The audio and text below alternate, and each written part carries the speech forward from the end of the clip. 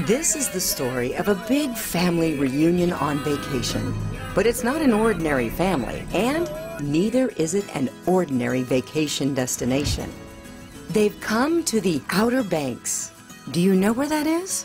A lot of people think it's somewhere up near Cape Cod or Maine, but it's actually a long strip of barrier islands that guard the Atlantic coast of North Carolina. Its more than 130 miles of unspoiled coastline lures millions of visitors annually. But this time, it's host to a great big Greek family that's gathered here together from as far away as Atlanta, Cleveland, and even Greece itself. They've come here to celebrate their family traditions, to eat a lot of great food, and believe it or not, to fly. After all, this is the absolute birthplace of flight. It was right here that the Wright brothers launched the first successful powered and piloted flight in history. It's a 4th of July weekend in the Outer Banks. And one very big Greek family is about to make a little American history of their own while they're getting away together. Getting away together is made possible by TripAdvisor.com. 50 million reviews and opinions from real travelers. They treated me like a rock star. Even the concierge knew me by name. We could kayak right from our own private dock. It felt like we had the whole island to ourselves. I could almost reach out my window and touch the Eiffel Tower. What an amazing vacation. We can't wait to go back. Fantastic. Millions of reviews of hotels, vacation rentals, and more. All from real people who've been where you want to go. TripAdvisor.com. You've planned your trip for a long time. Wouldn't it be nice to know someone is helping you make it safe and relaxing? For more than 20 years, CSA Travel Protection has been making travel convenient with friendly, expert service, giving you security that your travel investment is safe, whatever happens, and the assistance you need from travel delays to emergency care. Before, during, and after your trip, we're CSA Travel Protection. This program is made possible in part by the Currituck County Department of Travel and Tourism. Currituck County, beaches, adventure, Memories. The Currituck Outer Banks, more than you imagined. This program is funded in part by the Outer Banks Visitors Bureau, providing travel planning information for Dare County's Outer Banks.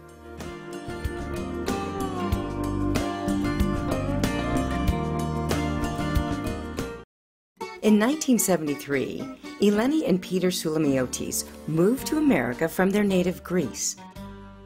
They wanted to give their children opportunities they felt they wouldn't have in their native homeland. Peter began a lifelong career as an auto worker at the Ford factories in Cleveland and Atlanta, while Eleni concentrated on raising her family, learning a new language from her Greek-English dictionary, and by watching Sesame Street on TV with her children. 37 years later, their children have all grown up and done very well for themselves. Steve is a corporate security executive with a big airline. Son Andrew is Dr. Andrew in a busy dental clinic. His wife Vicki is corporate customer experience manager with a fast food giant. Daughter Stacy and son John are twins, but couldn't be more different in their personalities. Stacy is single and the regular target of family matchmaking schemes, while John is married to the very sweet but only non-Greek woman in the family, Wendy, and they have 2 kids in tow. Cousin Andrew and his wife Audrey have come from Cleveland with their 2 sons and Audrey's father, yet another Andrew, and his wife Anastasia, who are visiting from Greece. So what brings our big Greek family here to the Outer Banks? Here is all of your check-in information and enough keys for the whole group, so I'll put these here for you, and our telephone number. If you guys need anything, just let us know. Enjoy your vacation. Thank you so much. Have a good day. Bye. Bye.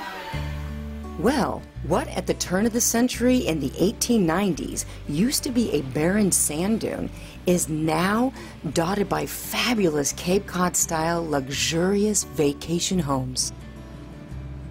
Kind of a neat drive all the way through because you got the ocean on one side and then you're coast on the other.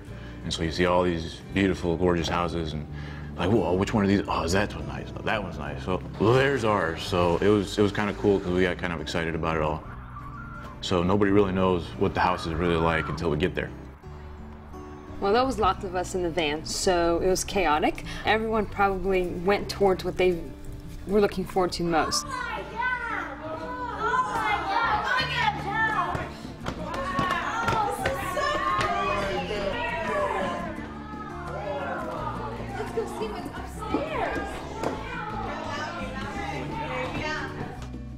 This is unreal. Cool. Well, for Vicky, she's always loved the idea of living on the beach. Peter, look what I see. I see the ocean. Check out that pool. How beautiful. A pool? It's always been like, boy, it'd be a dream to have a place that I can open the windows up and there's the water, there's the beach. So it's kind of neat for us to, hey, there's the beach for us right here. On your everyday life, you do not walk in a bedroom where it has cathedral ceilings and you open the door, let Audrey in, and then it's like, oh, this is outstanding. Check out the bathroom. Oh, the jacuzzi, yes, sweetheart, yes. It's breathtaking. It's not a setup that you come across on a daily basis. We were so surprised when we walked and saw the house. Like, I had seen pictures, but just the house was so overwhelming. It was beautiful, it's big, and we were just so excited. Thea Lenny, to me, I'm picturing this gigantic kitchen. Wow. And a sack of 50 pounds of flour. Cooking pots all over the place, sauces here, this and that, and that's Thea Lenny. Always with a smile. Oh, nice. What else? That's a Marta. The pictures did no justice for the house. It was like unbelievable. The house was amazing. I mean, it's huge, it's gorgeous. The game rooms, the theater, there's so much for everyone to do, and in fact, we tend to lose each other in this big, gigantic house very often. It's a bit overwhelming. And of course, being on the beach, this is just the best view ever. Most of us are beach people, so this is, the pictures just did no justice. If you want to get a bird's eye, or should we say seagull's eye, view of the lay of the land here, you have to get yourself up into one of the 5 lighthouses that dot the Outer Banks coastline. Why so many? It's because this area is infamous for shipwrecks. The dangerous currents caused by the warm Gulf Stream running headlong into the colder Labrador Current, and the shifting sandbars that extend almost 20 miles out into the ocean here have earned the area the nickname Graveyard of the Atlantic. The granddaddy of all American lighthouses is right here. It's the Cape Hatteras Lighthouse, and its 208-foot barber pole design is the tallest brick beacon in the country. It's also virtually the North Carolina trademark. Many of the Outer Banks' first residents were people who were either shipwrecked here or were people who made a living by salvaging the valuable cargo that drifted in with them. They were hardy people. Between the shifting sands, the scarcity of drinking water, and distance from food supplies, to be a banker, as they were called, was no easy life. If there's one word that could describe a first-time visitor's impression of the Outer Banks, it might be wind. Winds blow constantly here, in the trees and grass, tossing the surf, billowing flags and kites, or just lulling you to sleep on a summer night. But it was this same wind that first brought the Outer Banks to the world stage. In the year 1900, 2 brothers who ran a bicycle shop in Dayton, Ohio, had been experimenting with gliders and kites to try to solve the centuries-old mystery of how man might fly. They wrote to the U.S. Weather Service and asked them, what's the most remote place in the United States that has the most wind? The answer? Kitty Hawk, North Carolina. You guessed it, they were the Wright brothers. And after more than 1,000 tries of dragging their flying machine up and down a huge sand dune, one cold December morning in 1903, they changed the world forever. Clear! Let her go! Hang on! She's rolling! Got it! Take her away!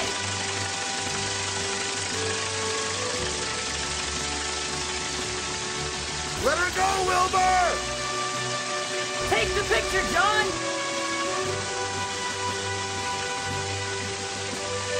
They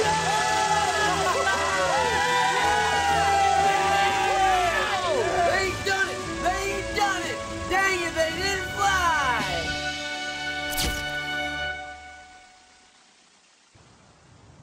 These bronze statues and a life-sized replica of their airplane are tucked back behind the base of a National Park Service memorial to their historic first sustained, powered, and manned flight. Guys, when I learned when I was here for the centennial that everybody behind this aircraft were really volunteers, because the two brothers knew they couldn't do everything by themselves. So when it was time for them to attempt to take flight, they raised this white flag, and all the volunteers that were actually part of the life-saving group by the water would try to run down here, only if they had time, of course, to try to help these guys. And I thought that was pretty awesome. Way to go, Orville. I never thought about hang gliding, because I've always thought of hang gliding as jumping off a mountain, you know, 2,000 feet up and experiencing that, much like parachuting. But this was a little different, more of a beginner, just jumping off a dune. Nice, relaxed grip here. And adjusting in. None of these big motions.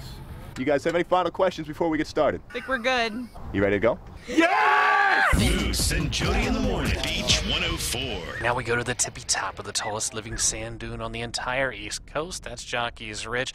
The gentleman's name is Bruce Dreamweaver. He's ready to reveal what the wind is doing right now. Well, you know, right now we've got pretty good winds. It's blowing out of the southwest at about 5 to 10. All right, so can you tell me where neutral is? Right here? Perfect, you're at it. That's where I want it the entire time you're flying, okay? The hang gliding was by far the thing I want to keep coming back to do, especially coming around the Outer Banks. It's a big suspense up to the cliffhanger, and then boom, it's done. You're like, wow, very free. You're able to feel the ground take off from your feet. Once you're gone and you feel that experience of, okay, I'm weightlessness, this is kind of neat.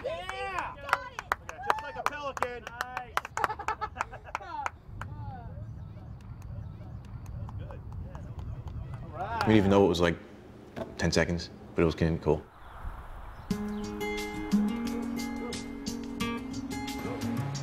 The Outer Banks seem to somehow keep reminding you every day that they are born free and intend to remain that way. One amazing example of that is the sight of wild banker ponies wandering the beaches and dunes. They are the ancestors of tiny steeds that pounded the sands of Arabia more than 500 years ago. Most think that the Spanish explorers who came to the coasts of North Carolina in the 1500s brought them here. However they got here, today they're a breed of their own, and likely the oldest breed in North America. Their survival is representative of the Outer Banks spirit, and folks around here think of them as pretty much part of the family.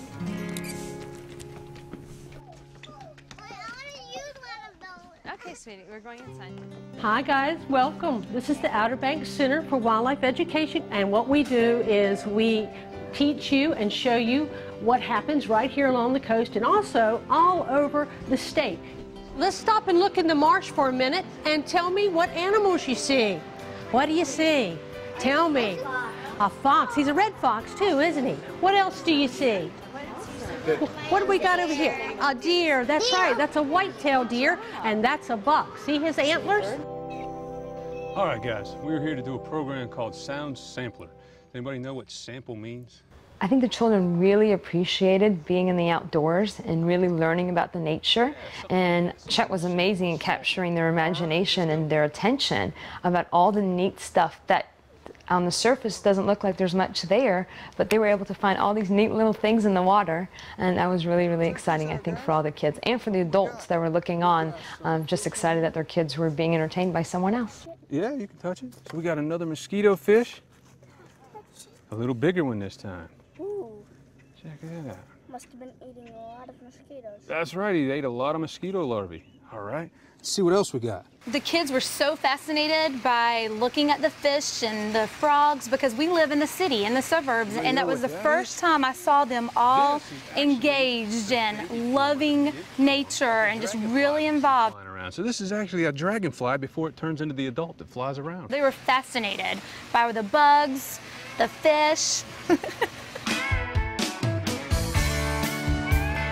Well, for the 4th of July, we ended up going to Heritage Park, which was a neat experience because it has a local hometown feel. This was kind of cool because you saw a lot of kids, a lot of teenagers running around, you know, whether it was they were doing some sort of charity event or trying to, you know, do face painting for the kids. You felt like there was, hey, this is my little town, let me go check it out. So it was a neat place to go see the 4th of July.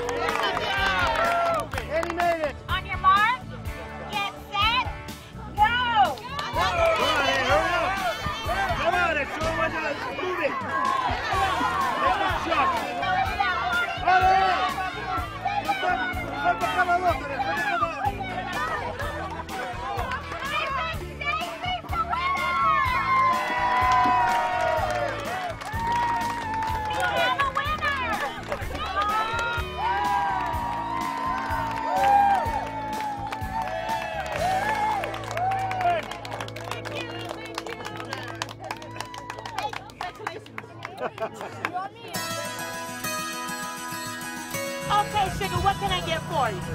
About 2 racks of ribs. 2 racks of ribs. 15 Italian sausages. 15 Italian sausages. 10 brats. And 10 brats, honey, with or without pepper sugar? Pepper. God bless. Without? All right, with pepper. All right.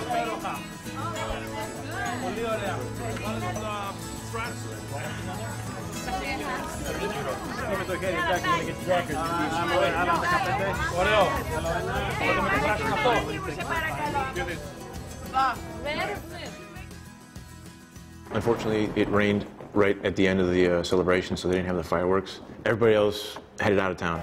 We really didn't have any idea what we were going to do, so we just hung out, hoping that maybe the rain would stop. We were nestled down underneath the pavilion. Ultimately, we were all together as a family, and that's really all that mattered, whether the fireworks show happened or not.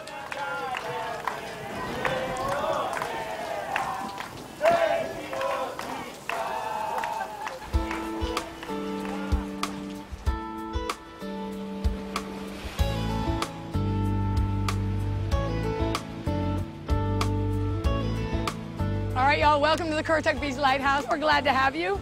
Here are the things you're gonna wanna know before you climb. 214 stairs, up and back, 162 feet to the top, but y'all are gonna be standing outside at about 140 feet, okay?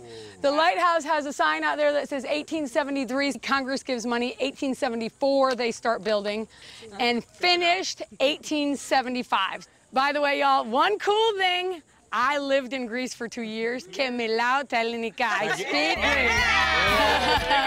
Μιλάμε τα ελληνικά. Okay, εντάξει? Εντάξει. All right, let's do it. All right, y'all, we're about to climb the big iron stairwell. All this ironwork was transported down here on a barge from Philadelphia.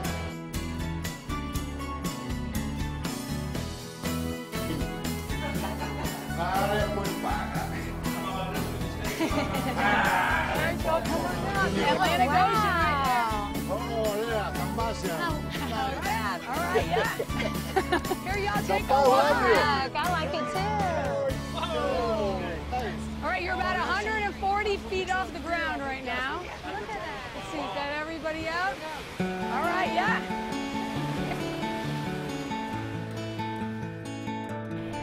This is your basic kiteboard.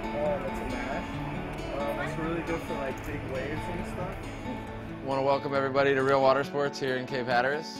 We had to learn how kiteboarding worked, so we obviously started in the classroom setting. And we're going to teach you how to kiteboard today. Sammy's going to fly the kite. Brian's going to hold it and launch it for us. All right, Brian, looking good. Cool, here we go.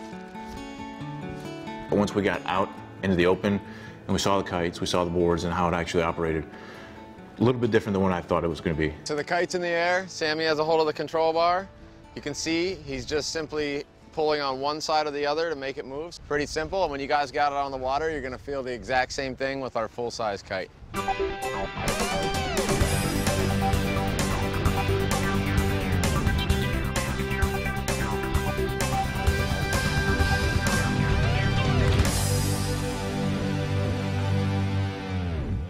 I tend to be a little bit freaked out whenever I see other people doing things like kiteboarding or hang gliding. Inside of me, I'm freaking out, but on the outside, I'm dying to do it. I'm dying to learn. But right before doing any sort of extreme sport kind of thing, I am having an anxiety attack inside of me. But I know that if I just take a deep breath and I do it, it's gonna be fine. I usually pick up things pretty quickly, and then afterwards, I have to remind myself that it's going to be such an amazing experience that I have to continue with this. I can't stop. Stacy and I have a pretty good bond together. We're probably the two most adventurous of the bunch. I wouldn't say we were really competitive, but we just enjoyed the same things. When one of us does something cool or exciting, the other one likes it, so they want to jump in and do the same thing. I am hooked on that kiteboarding. That was really, really fun. And to be out there with my brother doing that, we were so excited. Oh man, we were just like ear to ear smiling the whole time. Super excited to do such a sport. I've flown kites before, but having this massive kite, just the power that was involved with it, was kind of neat. So whether it was without the board or with the board, it was just the exhilaration of just that kite just dragging you through the water was kind of neat. He did get a little bit of airtime with that kiteboarding. It was pretty sweet. I was jealous, very jealous.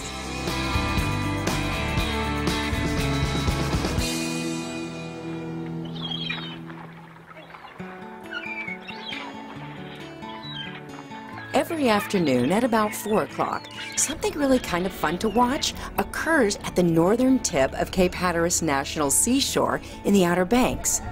It's called the Oregon Inlet Fishing Center, which is actually home to the largest deep-sea fishing fleet on the eastern seaboard. Grandmother Eleni got her sons to arrange for the purchase of a fresh catch, and what is a very quiet place just a half hour earlier turns into a flurry of activity for about 2 hours until sunset. All good. These are good too, but this one will probably feed you a whole lot of family. Oh, really? Oh, good. Because they have big family. I understand. 17 people. 17. 17? Wow. Yes. Vacationers and even locals from all over the Outer Banks come to watch the fleet come in. It's a big daily tradition.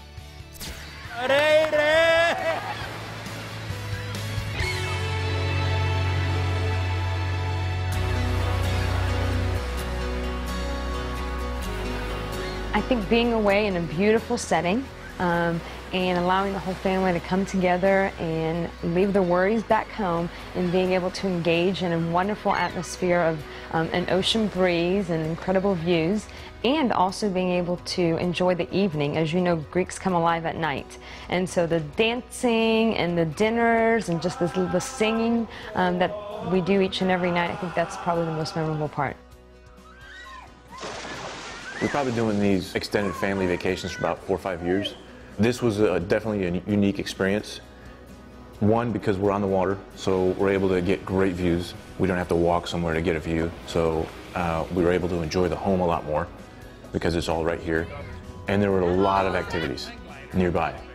This vacation is certainly going to be one of the best, I'm sure, for all of us. First of all, getting 17 people in one house, one giant, loud Greek family. Before it would have been me and maybe Audrey. When the kids came along, some of the activities had to be, terminated due to their age, that the kids cannot participate. Well, now I'm with my cousins, I am with people of the same age as I am. We can do things, other people can do things with the kids. I think we did a lot more activities outside the house itself than ever before.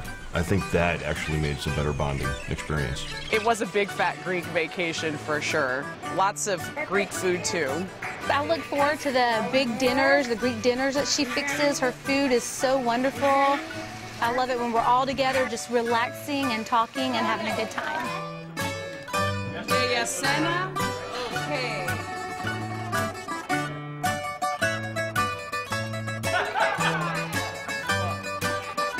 In one word, I would just say fantastic. You know, has been the ultimate vacation so far for all of us. Yes, for all the years that the family's been together. It's been the best one so far. All right, I'd like everybody to come together. We're going to do a whole group photo. We're going to get the whole family together. Yeah, just scoot down this way. Nope, you're fine right here. All right. Are you ready, guys? 1, 2, 3. Remember the movie My Big Fat Greek Wedding? In it, Tula, the young Greek girl played by Nia Vardalos, says this line: "My family is big and loud, but they're my family. We fight and we laugh, and yes, we roast lamb on a spit in the front yard. But wherever I go, whatever I do, they will always be there." And just like our big, loud Greek family on vacation, the Outer Banks of North Carolina will always be there, in their memories and in their hearts, whatever they do, wherever they go, and whenever they're getting away together.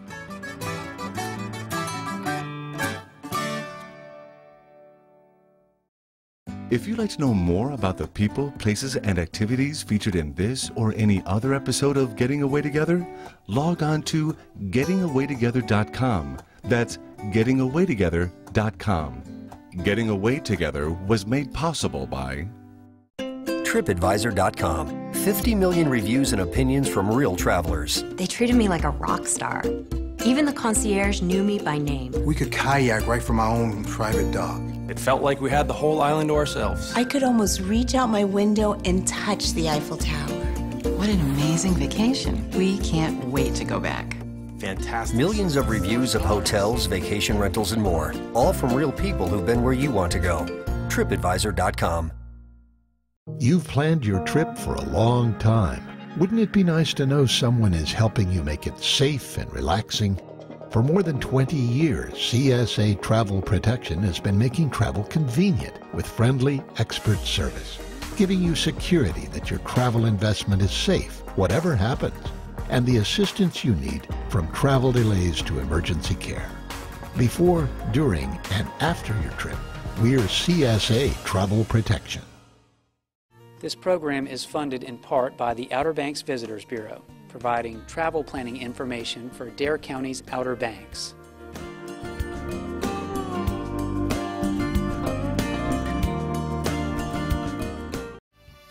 This program is made possible in part by the Currituck County Department of Travel and Tourism.